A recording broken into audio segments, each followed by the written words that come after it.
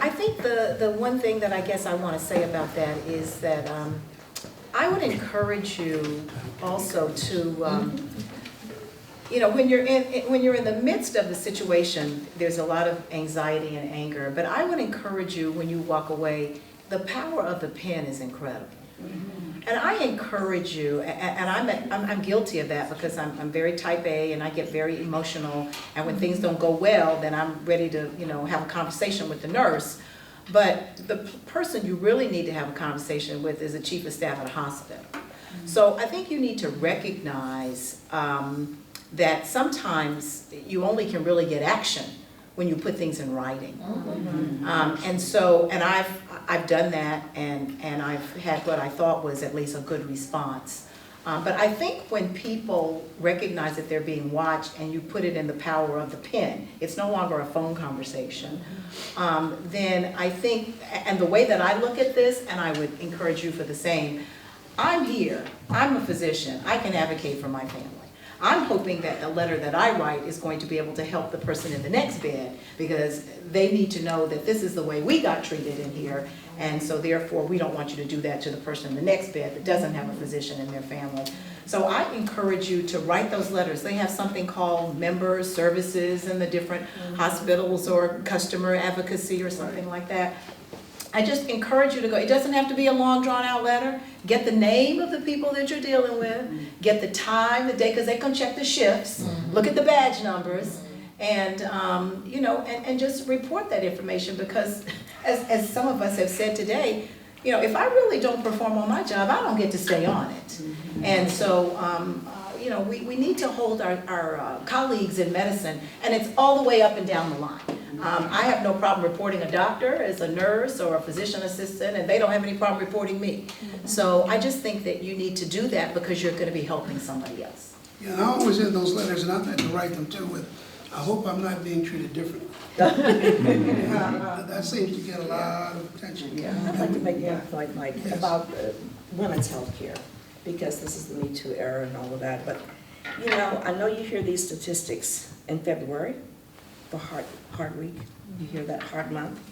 But you need to really pay attention to this, because 50% of individuals, females, are not diagnosed appropriately with heart disease. So we need to pay attention to that. And the risk, the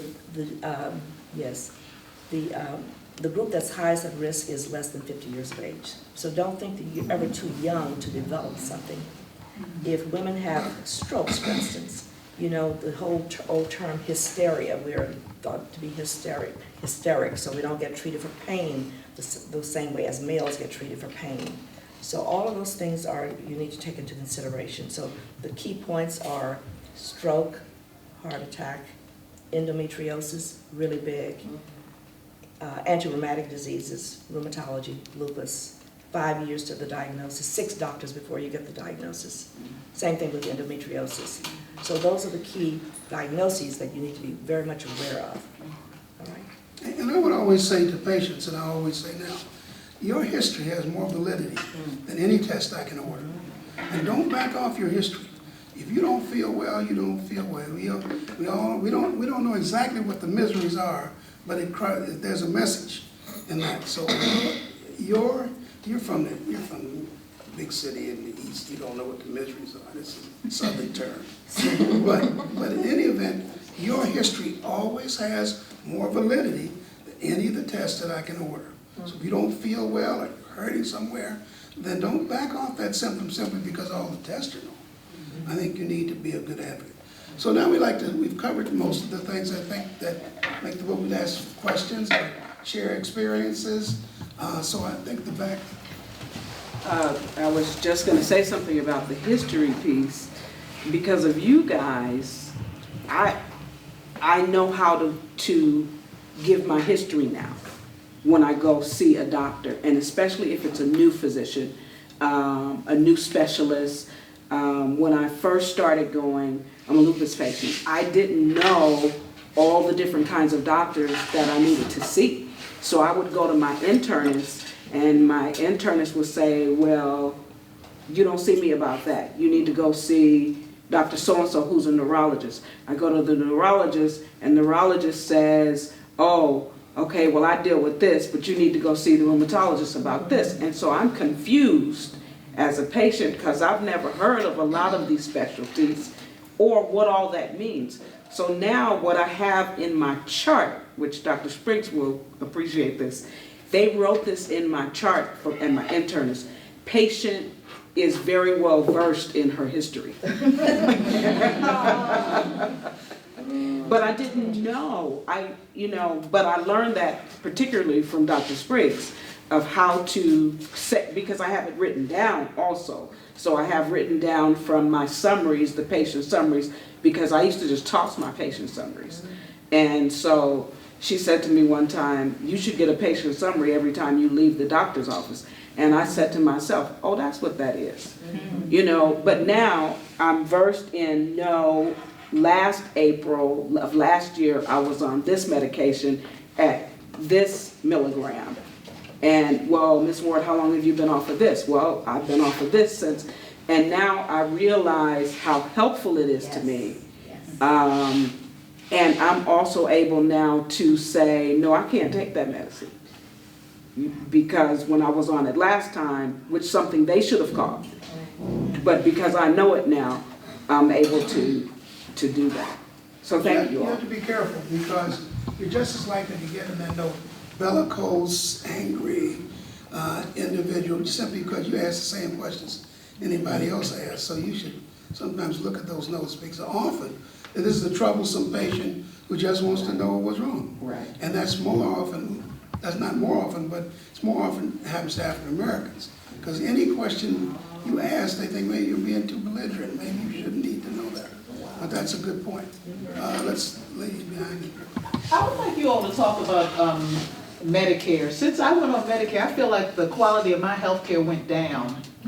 And as they're starting to move toward Medicare for all, I'm just wondering if that's something we need to pay attention to. So for example, really having to press, because I don't have a chronic situation that, we don't need to do a blood test this year. Well, how do I know that something didn't change if we're not doing a particular test? Or, well, you don't really need to have a mammogram. Well, guess what? There's breast cancer in my family.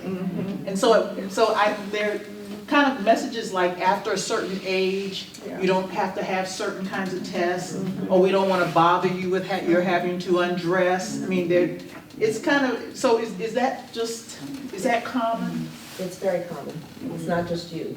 And Medicare has set up a system now whereby they do wellness visits once a year to keep you out of your primary care physician's office, who will be prescribing and going through things. I just want to see, do you have a knee jerk? Do you have any problems wrong? Obvious problems. So that's one of their ways of restricting care. And I also want to add to that, that there are groups of organizations that meet annually to decide, well, we're going to decide this year that women need to get their mammograms at 42 and every other year. And then another group will meet next year and say, well, we've decided that we're ACOG, we're the OBGYNs, or we're the preventive care. So every little society of specialty will decide, well, this society, well, ACOG says that you need to get your mammogram at 40, but preventive healthcare says you need to get it at 42. Well, this group says that if you've made it to 85, then you don't need a mammogram anymore. But they may not know that your family members live up to 110. So I say to you that this is why you have to then be your own advocate and your own educator, because I will say, well, if the insurance doesn't pay for a mammogram, then I will. Or you go back to your history and say, oh, you mean to tell me that because my mother and sister have breast cancer, you're going to tell me that now that I'm 85 years old, I can't get a mammogram anymore? I just put it to the doctor like that. Oh, you're telling me this won't be covered? Well, then let's order it. And then there are appeals that you can do. But at the end of the day, if it's a mammogram that's going to save my life, I'll pay the $200 for it. But same way with pap smears. They do the same thing with women with pap smears. Oh, you had pap smear last year. We checked you for HPV last year. You don't need it this year. Well, maybe I do need it. You don't know what my sexual habits are. And so you know what you're doing. And so you're going to have to be your own advocate. And sometimes you may have to go into pocket and pay for things that your insurance is not going to pay for. And I find that at Kaiser, if I am sense enough to ask for it, I usually get it, But I mean, it doesn't matter what's on that little sheet.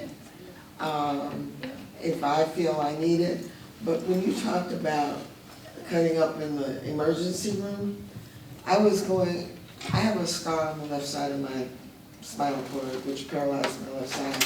And my daughter took me into the emergency room, and they were on bypass or whatever, they weren't taking any more patients. The child reached across the desk and grabbed the lady and said, either you get me a doctor right now for my mother, or you're going to need one. And she jumped up and ran and found her. She's lucky because Security. they wouldn't hesitate, but I do think your attitude, remember, they don't like confrontation. Yeah. Emergency room doctors don't like confrontation, people at the desk don't like confrontation, and if you're insistent, you can get a lot of other things done. I would say about Medicare is the big dog in this whole system. The reason these doctors can run around practicing here and there is because of Medicare, and they set the standards. So if you go, I procedure at Stanford, it would have cost $200 and some odd thousand. Medicare, they know I'm paying you this much money, and that's what they accept. So you can, but I think so much of it depends upon who your primary care doctor is. And if they're resistant to doing this and doing that, and you think it's reasonable, then maybe you need a different, people are afraid to change positions. But if you don't have that kind of communication, where you can say, breast cancer is in my family, and they don't take that extra step to try to get you the procedure you need, perhaps the communication is not sufficient for you to stay in that system. The Medicare generally tends to be really pretty good. That's true. Right. We rejoiced when a little Medicare card came. Around we had a drink. Question with regards to this business of having a report provided to you from a visit to the physician. Right. I'm 82 years old, and I've never had such a report in terms of doctor's visits. No, So that's why I'm raising this point. You're required, you are required to give the patient a care plan. And that's what. I have never had one, is what I'm saying. Thank you. Well, but you're required to give the care plan. Foray? Oh, I'm sorry, go ahead. The other thing is that elderly people at the hospital tend to try and over-medicate. I had the experience with my mom. They were giving her, and she was talking all kinds of crazy, and they tried to convince me that because of her age, that was how she was supposed to ask. And of course, I got on my high horses and explained to them that she came into this hospital of sound mind. Now take this stuff off her. They were still not going to do it. And my sweet sister-in-law sitting over there was responsible for some of the things. I went to the desk and I asked for the head nurse. I said, my sister-in-law says, who is a doctor, to send her a list, and this is how it's said, of everything that you're giving to her. And now, she says, I can't do it. I said, yes, you can. Within 5 minutes, they had all that stuff off my mom. And my mom was back to talking normal. And one other thing I want to thank my sister-in-law, and all of us here should know also, when my husband was ill, my brother came to see me every day, and he started reporting back to my sister-in-law what some of the symptoms. And so my sister-in-law called me and told me to go with my husband to the doctor.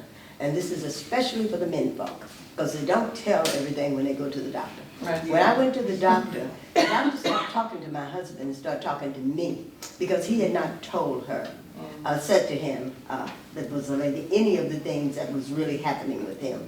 And he was diagnosed with pancreatic cancer, which we learned about 3 months before he passed, which we would not have learned. And let me tell you about the doctor, another thing for people that are in here. I researched everything and plus asked my sister-in-law a lot of questions. I went to the doctor with 2 pages of every question I could think of for about 2 weeks that I had. Finally, she started to anticipate what I was going to say and would be ready for me when I got there. But it also, all the nurses, everybody, they were like attentive toward him, because they knew that, and most of the time the whole family would be in, including my brother.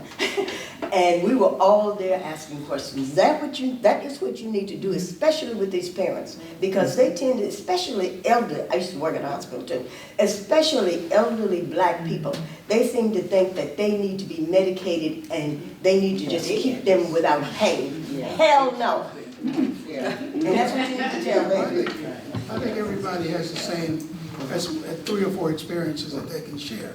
And I think as African Americans, you have to be particularly sensitive to all of these issues. I would like to ask one final question, unless there are other audience questions. Yes. All right, let's, I Yeah, I think here. think she's been waiting for you. Yeah. And she is too. So first, I'd just like to thank Dr. Harris and Dr. Spriggs. Your book was incredibly helpful for me. My father was admitted to the hospital earlier this year for the first time in his life at age 74. And I didn't go into depth until my mother was reading a whole book about it. I just read the book. And I used the power of these wonderful cell phones and applied your suggestions about communication and advocacy in terms of, we were definitely peers, okay, we are automotive people, not medical people. And it was so helpful. We went in there and every day we took notes. I made a shared little document. And every morning when they came in and took his labs and took his blood pressure and his blood sugar, all the little things, his weight, things like that, that we were closely monitoring, his potassium levels. I learned so much.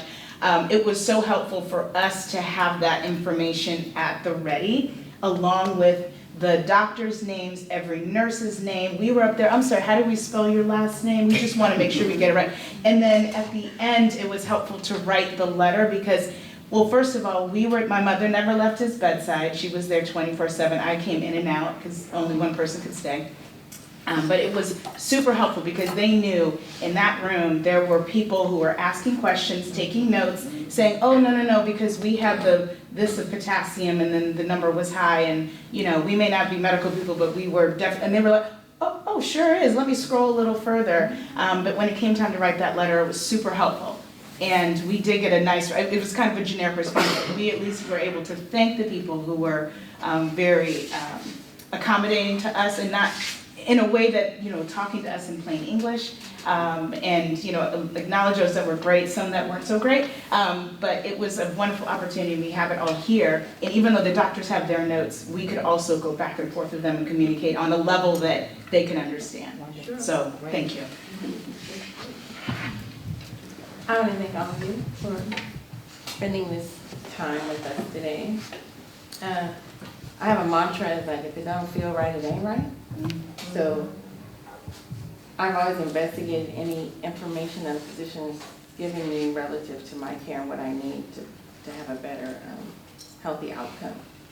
And I'm just naturally curious that way, and then I don't like to be touched, so I'm like, why do you really have to touch me? Is there another way to do this without touching me? So, and number 2, I'm here because I work in the HIV world, and there's a lot of transphobia and homophobia that exists within the healthcare system, on top of the racism, on top of the feminism, on top. And we are tasked to increase access and retention in healthcare for those populations. However, it appears to me that there is personnel that's not really trained to deal with HIV in the right way, or trained to provide services to people who do not identify as heterosexual. And I just wonder if that, I haven't read the book yet, but I'm just wondering if that book would help with those particular issues. I know I cannot train staff, but I can empower our clients and give them some kind of shield to take with them when they access healthcare.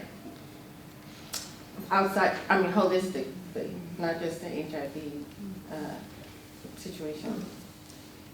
I think there's some literature around that. I don't know what the depth is, but I think there's some existing literature on approaching that and making sure that the sensitivity is there on both sides for the patient and caregiver for HIV. I don't have it at the tip of my tongue, but I think there's some. It exists in policy, There because was it's a- the law, but it does not But exist in practice. in- If so, it's very minimal, yes. There was a study done in the New England Journal several years ago that you need to pay attention to.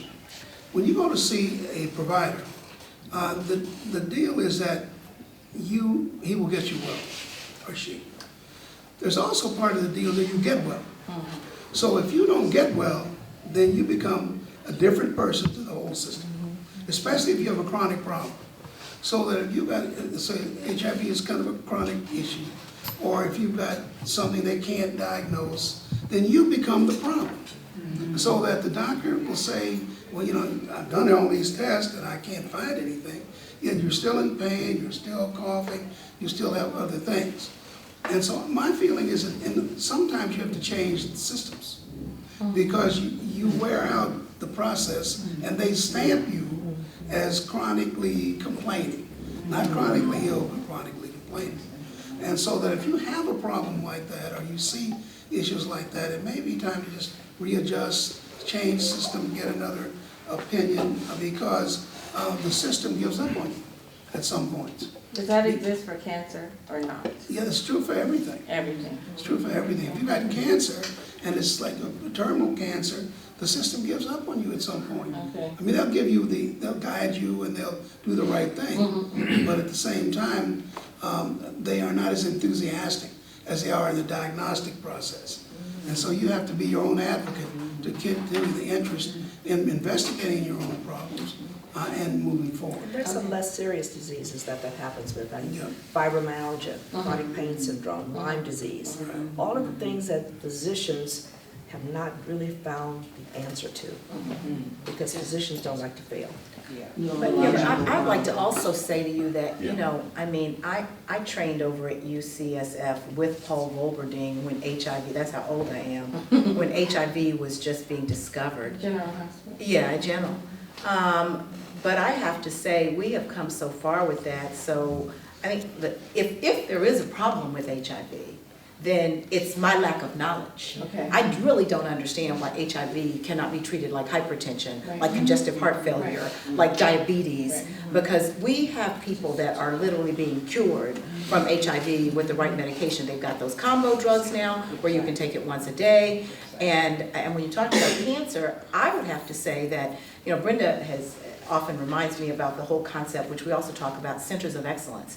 If you've ever been to a center of excellence for cancer, I mean, and I've had the opportunity to do it, fortunately, you know, on the outside, but it's kind of like, I guess it's kind of like going to St. Jude.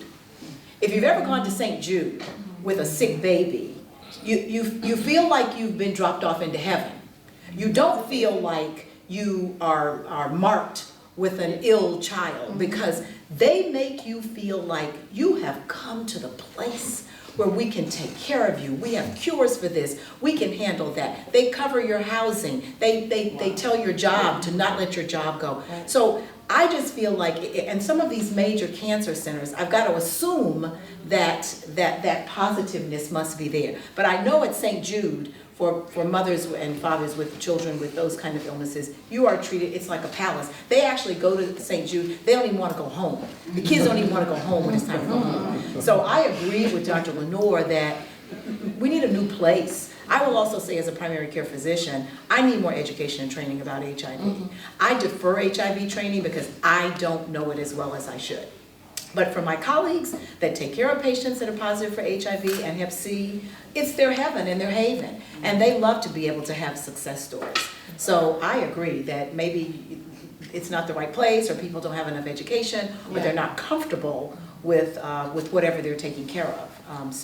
And maybe that's a good thing, because they're letting you know that they're not comfortable. I have another person that raised their hand in the back that hasn't spoken, and before the hour closes out, I've got to call on this young lady right here. Yes, thank you. And this is really just a testament to the book, which I wish I had read before I ended up in the hospital at the beginning of this year with appendicitis. We've heard a lot from those who are caring for children or caring for their parents, but less about when it's you who ends up having a problem. And I had the abdominal pain, and I thought it was something I ate or something like that, but my primary care, we heard this earlier, she said, these are your symptoms. I think this is appendicitis, come in.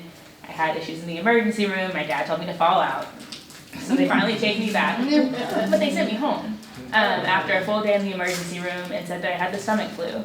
And they had done labs on Monday. There was no bacteria in my blood. I went back via ambulance because I was shaking uncontrollably the next day. I ended up with a gangrenous appendix, sepsis. They gave me, they talk about knowing your medical history. I know which medicines I'm allergic to. They gave me an antibiotic I was allergic to anyway because it was that severe. They thought that the reaction to the antibiotic would be worse or less worse than if they didn't give me anything at all. So I would just say that I had every type of advocate along the way. My family is in Atlanta, so Brittany's, Dr. Newell's daughter came and was there. She said, okay, they're having surgery tonight, what time is it? I wasn't even on the list. They hadn't given me a time yet, so that was a peer advocate. Bray was there as well. My mom got on a plane, she was there the next day and was able to step in and take the notes and ask the questions and get familiar with the doctors. And then Dr. Newell was on the phone, she was traveling for work. What medicines are you giving her? How is she responding? You know, what's the treatment plan? So I really just want to encourage everyone to advocate for yourself, have other people to also advocate for you, because what I thought was just, some type of stomach cramp, stomach flu, turned out to be a situation that landed me in the hospital for a week. At least you lived through it. Yes, absolutely. Some people go home and die. Absolutely, and I think that's the moral of the story here, is that without those advocates, the story could have ended very differently. So it's really important information. I wish I had taken the time to read the book before, but I encourage everyone else to really think about that and have a plan. Okay, I'm going to wrap it, but I would like to ask one question. One of the problems that we see most often is the health of black men. And trying to get them to go, black men, and trying to get them to go. I can tell you that the history that I get when I have the significant other person there, as I get from the man, is just completely different. Correct. I mean, because they don't want any bad news, and so consequently, either we don't use the doctor like we should, or go into the healthcare system like we should, and we wait very late before we make those moves. And we do need to start to address that as a national issue, because it's pretty clear that there's something different. My wife does not miss an appointment.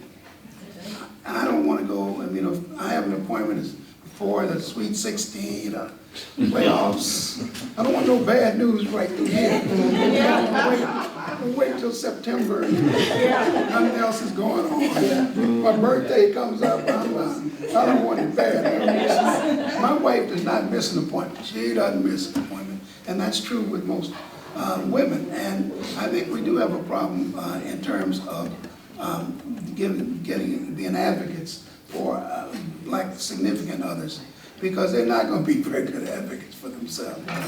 Have you seen the Barbershop Project? I have, yes. Yeah, where they talk about men's health care in the barbershop. Right. There are advocates who come in and talk to the guys. Right. And they say that's kind of successful, I don't know. Yeah, it's successful for hypertension because they can measure something, but it is successful. Any advocacy project like that is successful, but we really do have a problem like that. Well, I'd like to end it at an appropriate time. I'd like to thank you all for coming. One more question? Yes, of course. I'm an 82-year-old mother who's in Kaiser, and I'm having difficulty getting her seen by specialists. She has chronic, undiagnosed issues.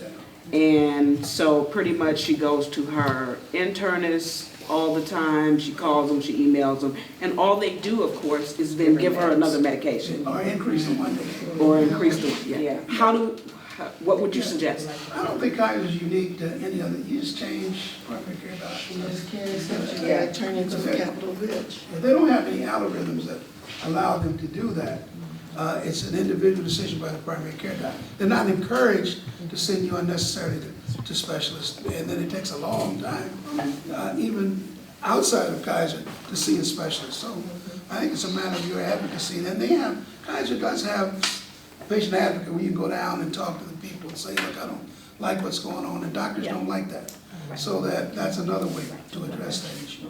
Yeah, I think Cheryl, are you ever with her when she's at these appointments? Sometimes. Okay, so my mother is, 3,000 miles away, and so I have that challenge as well. But I think the point about listening to your loved one, and I think the matter of the family member saying, I don't know, and we've done this to my mother's doctor, I don't know what she's telling you in the office, but this is what's going on at home. Yeah. And you would really be surprised, I think, that the doctor is generally very happy to get that information, because something's not computing with the doctor either, with what's going on with that situation. And they're as frustrated about the problem not being resolved. So I think if there are things that you've noticed, or even send your grandmother with a letter to the doctor, unless she'll be like my mother probably keep it in a purse and never turn it in. But sending with a letter or calling or something like that and giving that additional information, or simply leaving a message. You know, every time she leaves your office, she comes back with more medication, but it's not working, this isn't happening. So don't feel that you are not able to be the advocate, even if you can't physically be in the office all the time. Use the email system at Kaiser. It's very efficient. She has to have access though to that, because it's HIPAA. Can you, is your in-law, is your grandmother? I'm not, so my mother. All she has to do is give you the password. Well, my mother is,